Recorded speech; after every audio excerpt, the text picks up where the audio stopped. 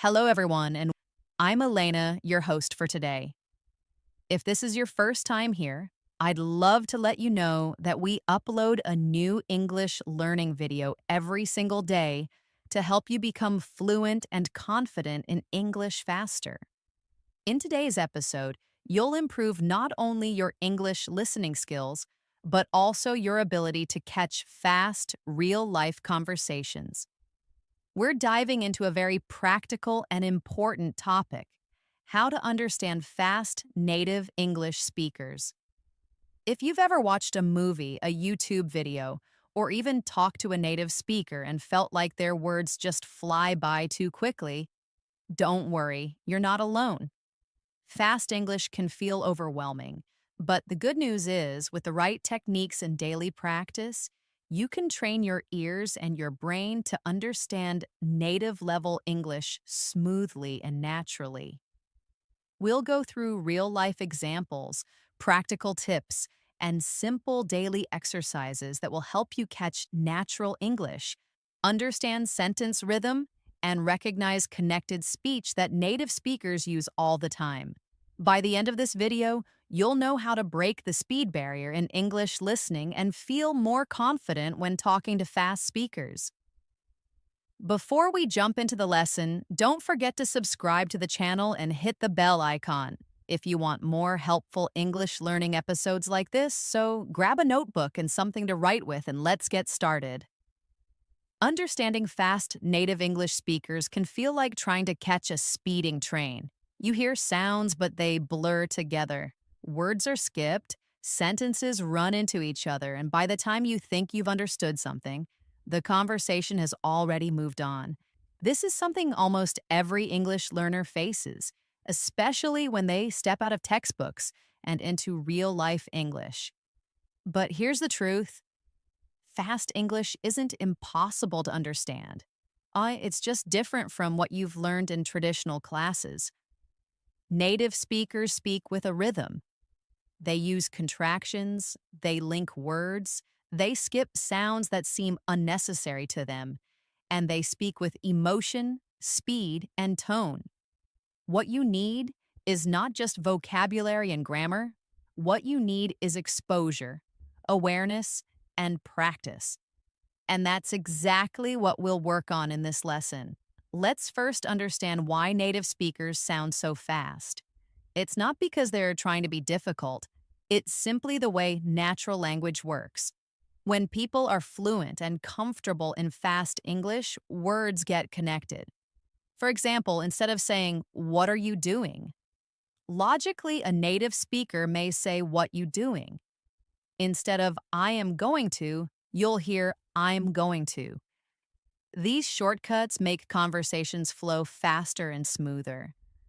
That's why, even though you may know the words, when you hear them squished together, your brain doesn't recognize them quickly. Native speakers also use stress and intonation differently. They emphasize some words while swallowing others. For example, in the sentence, "I didn't say he stole the money," depending on which word is stressed, the meaning changes completely. So, understanding fast English is not only about hearing all the words, it's about catching rhythm, stress, and patterns. Now, let's talk about connected speech. This is one of the most important reasons why fast English sounds hard to understand. Connected speech means that when people speak quickly, they join words together in ways that sound different from when you read them. For example, "Do you want to eat?" becomes "Do you want to eat?" And "Could you help me out?" becomes "Could you help me out?" The sounds blend. Sometimes letters are dropped, like the T in "want to," and sometimes new sounds appear between words, like a I sound or a soft ch. This is completely normal in native conversation, and the more you listen to it, the easier it becomes to recognize. Let's try a simple listening practice together. I'll say a sentence slowly first, then naturally. You try to hear the difference. First, slow. "Did you eat already?" Now, naturally. "Did you eat already?" Did you hear that change? "Did you" becomes "did ya." Try repeating it after me. Did you eat already? Let's try another. Slow. What are you going to do? Now fast. What are you going to do? Try repeating it. What are you going to do? These may seem difficult at first, but repeating them daily helps your ears get used to natural patterns. Listening and repeating is one of the best ways to improve. You don't have to understand every word at first, just start by recognizing the pattern. That alone will give your brain a huge head start in future conversations. Now, here's a helpful exercise you can do every evening. Take a short conversation clip from a movie, TV show, or a YouTube video. Listen to it once without subtitles. Try to catch the main idea.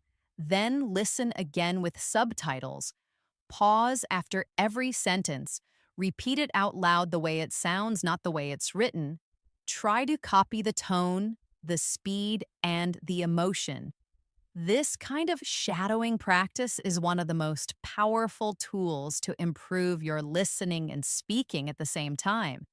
It trains your mouth to move like a native speaker and your brain to listen in real time. Remember, when you only read English, your eyes lead the way, but when you listen, your ears take control. So give them the exercise they need. You can also start noticing common contractions and informal phrases. Instead of, I do not know, native speakers often say, I don't know. Instead of, let me help you, they'll say, let me help you. These small changes add up to a big difference in how English sounds in real life. And here's something important. Don't worry if you can't understand everything right away. Even native speakers sometimes miss things when someone speaks too fast or unclearly. Your goal should be progress, not perfection. Every time you understand a new phrase, your brain builds stronger listening muscles. A great daily practice you can do is what I call the 1-minute rewind. Choose a 1-minute video in English, something with native speakers. Watch it without subtitles, then rewind and watch again. This time, focus on one sentence. Try to catch every word. If you miss something, rewind again. Pause after each sentence and repeat it out loud. The key here is to train your ears slowly. 1 minute a day may not sound like a lot, but if you do it every day for 1 month, your ears will be stronger, your reactions will be quicker, and your understanding will be deeper. Now let's talk about real-world English, the kind you hear in cafes, on the streets, in movies, or during conversations with native friends. This English is not always clean or formal. It's full of expressions, slang, and natural messiness. For example, you might hear someone say, let me grab a bite, instead of, let me get something to eat. Or I'm gonna head out, which means I'm going to leave now. These are everyday phrases that may not appear in textbooks, but they are used constantly in real life. And the more you get exposed to them, the better your understanding becomes. To train your brain for this kind of English, try watching shows or videos where real conversations happen. Choose content with subtitles first, then move to videos without subtitles. You can even try listening to podcasts or audio clips while doing daily chores like cooking or walking. Immersing yourself in real spoken English every day will slowly adjust your ear to the speed and rhythm of native speakers. One very effective method to improve listening is called dictation practice. Here's how it works. You play a short audio clip, just 1 or 2 sentences. You listen carefully and try to write down exactly what you hear. Even if you miss some words, don't worry, just try your best. Then play it again and fill in the missing parts. Do this 2 or 3 times until you think your sentence is complete. Finally, compare it with the transcript or subtitles. This simple exercise helps you notice which words are difficult to catch and why. Maybe they're being connected, maybe they're reduced, or maybe you just haven't heard them enough times before. Dictation helps improve your concentration, memory, and spelling all at the same time. It's especially useful for catching those little words like to, of, a, and an that often disappear in fast speech. Let's try one short example now. I'll say a sentence quickly and you try to write it down. Ready? I should have told you earlier. I'll repeat it. I should have told you earlier. Did you catch that? Most native speakers won't say, I should have told you earlier. They'll say, should have. One small blended word. Go ahead and repeat it. I should have told you earlier. That's how real English sounds. The more you practice hearing and writing these sentences, the easier it becomes to follow fast conversations. Now let's talk about chunking, a very powerful way to improve understanding. In natural speech, people don't speak word by word. They speak in chunks or groups of words. For example, instead of hearing, how are you? As three separate words, your brain should hear it as one sound. How are you? Instead of, do you want to go? It's heard as, do you want to go? These chunks come from common patterns and repeated phrases. When your brain begins to recognize these as full units, you won't have to translate word by word anymore. This means your brain will work faster and more efficiently. So how do you train for chunking? Simple, by listening to the same phrases over and over in context. Watch interviews, dialogues, or shows where the same structures appear. Repeat them out loud. Make them part of your daily language.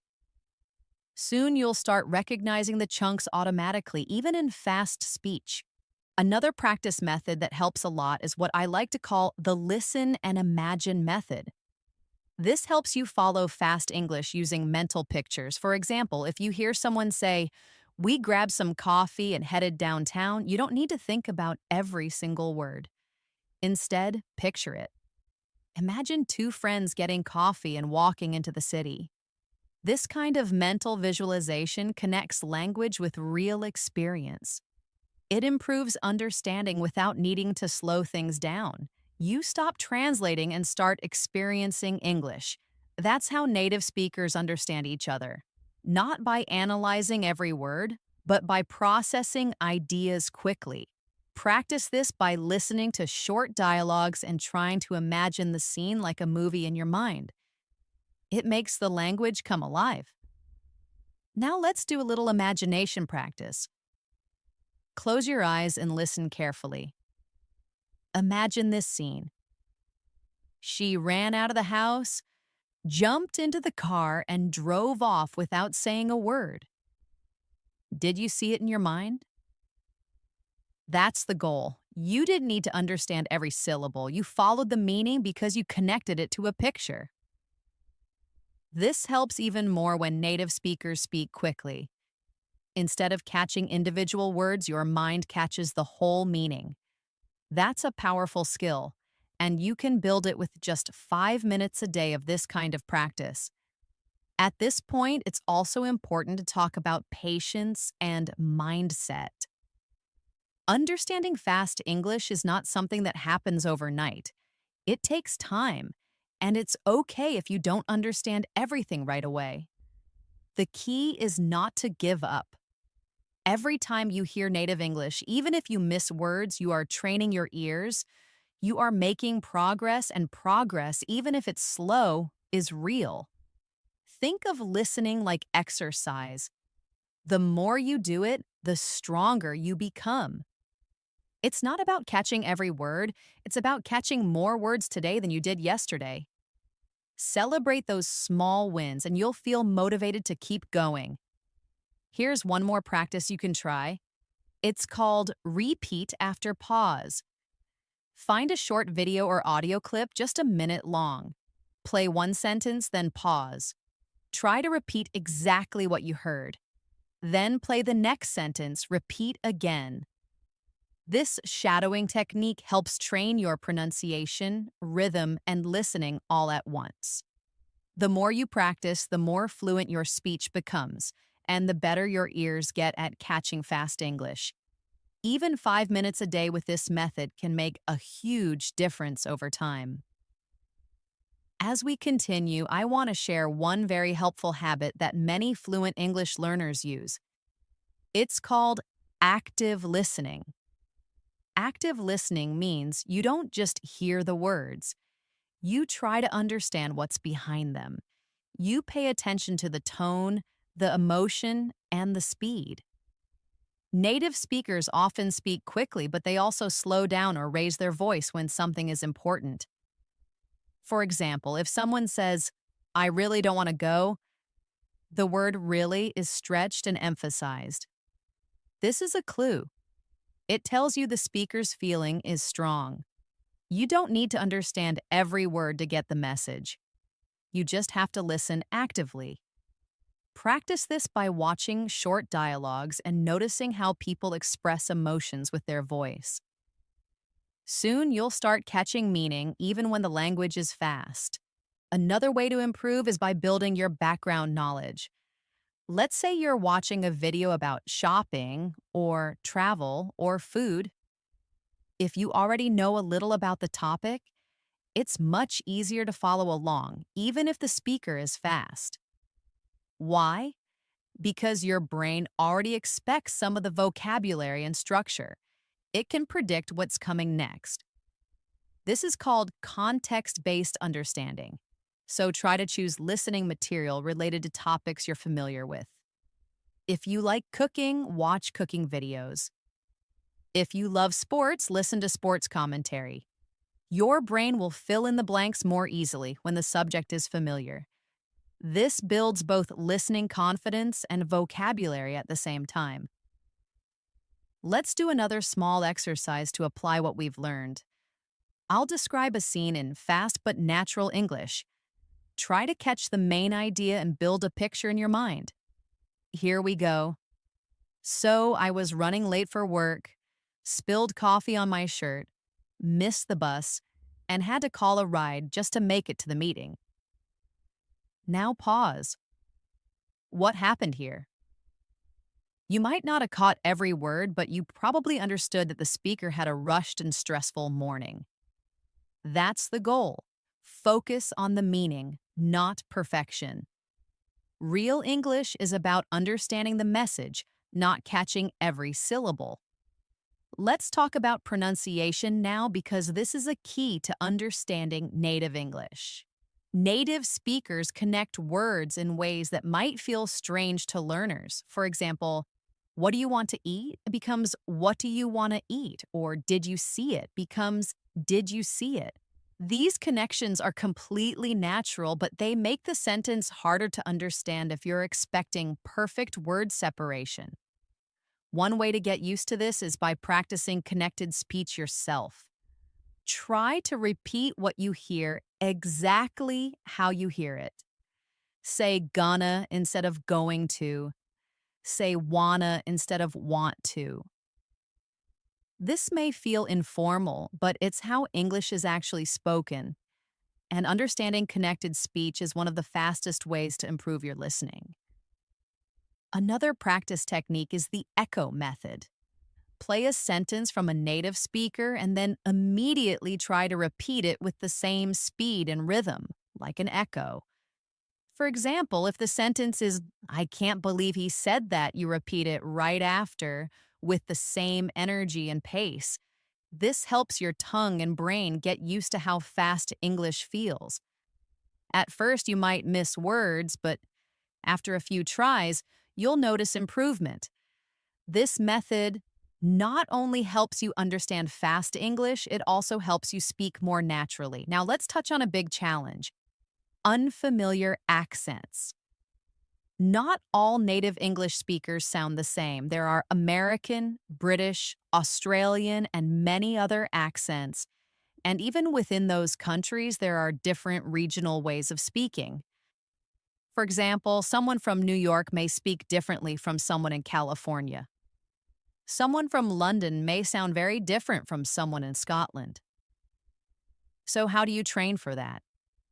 Expose yourself to as many accents as possible. Watch videos from different English speaking countries. Listen to podcasts, interviews, or even songs with various accents. This helps your brain become flexible. It stops expecting just one correct way of speaking, and that flexibility will allow you to understand people no matter where they're from. Here's a short scene using an informal American accent. Hey man, I'm heading out soon. You coming? Or nah? Notice the dropped G in heading and coming and the use of casual phrases. These are very common in friendly conversations. Try repeating it a few times. Hey man, I'm heading out soon. You coming or nah? The more you listen and repeat, the more natural this kind of English becomes to you. Now let's add a few tips for watching English movies or shows. First, don't worry if you don't understand everything. Start by watching with subtitles in English. Watch one scene, then replay it without subtitles and see how much you can understand. Try pausing after each line and repeating it out loud. You can even write down useful phrases. For example, in a movie scene where someone says, "We've got to hurry or we'll miss the train," you can note that "we've got to" is another way of saying "we have to." These small discoveries make you more comfortable with real English and help you build a stronger listening vocabulary. Next, let's look at how songs can help you. English music is a fantastic way to train your ears. Choose a song you like and look up the lyrics. Listen once without reading, then listen again while reading the lyrics. Finally, try singing along. This method helps you get used to natural rhythm, intonation, and word linking. Many song lyrics use everyday language. For example, in the song "I'm Going to Find Another You," the phrase "gonna" is used instead of "going to." These details teach you how real people speak. And because music is fun and emotional, your brain remembers it more easily. Let's take one more practice paragraph together. I'll say it naturally and a little fast. Try to follow along. We were supposed to meet at 7, but I got stuck in traffic and then couldn't find parking, so I ended up getting there almost an hour late. That was a fast, real-life situation. Try to repeat it after me. We were supposed to meet at 7, but I got stuck in traffic and then couldn't find parking, so I ended up getting there almost an hour late. If that feels too long, break it into small parts. The more you repeat, the easier it becomes. And finally, remember that improving your listening is not just about listening more, it's about listening better. Be intentional. Choose content that challenges you a little, but not too much. Set daily or weekly goals. Maybe you listen to one podcast episode each day, or maybe you do 3 dictation exercises each week. Whatever you choose, keep it consistent. Improvement doesn't come from big steps once in a while. It comes from small, steady steps every day. Your ears will improve. Your understanding will get better. And one day, you'll suddenly realize that you understand English without trying so hard. So let's quickly review your path to understanding fast English speakers. You've learned about connected speech, reduced forms, chunking, shadowing, and active listening. You've done exercises using imagination, dictation, and repetition. You've practiced understanding through real conversations and gotten familiar with different accents. All of these are powerful tools that will continue to help you even after this video ends. The only thing you need to do is keep going. Make English part of your life. Not just a subject you study, but a language you live with. The more time you spend with it, the more natural it becomes. And soon you won't just understand fast native English, you'll enjoy it. So grab your notebook and go back to practice the exercises again.